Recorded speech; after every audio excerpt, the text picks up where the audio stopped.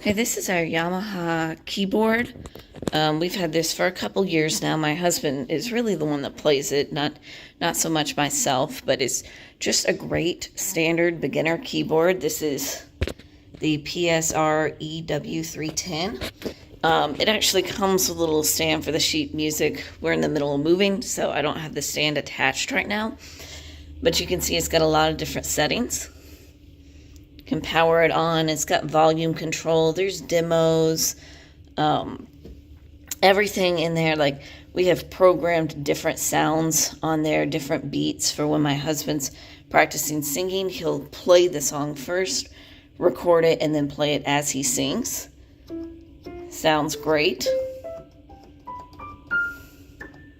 Anyway, just an all-around great keyboard. It plugs in, it has a stand, or like most keyboards, you can remove it from the stand too.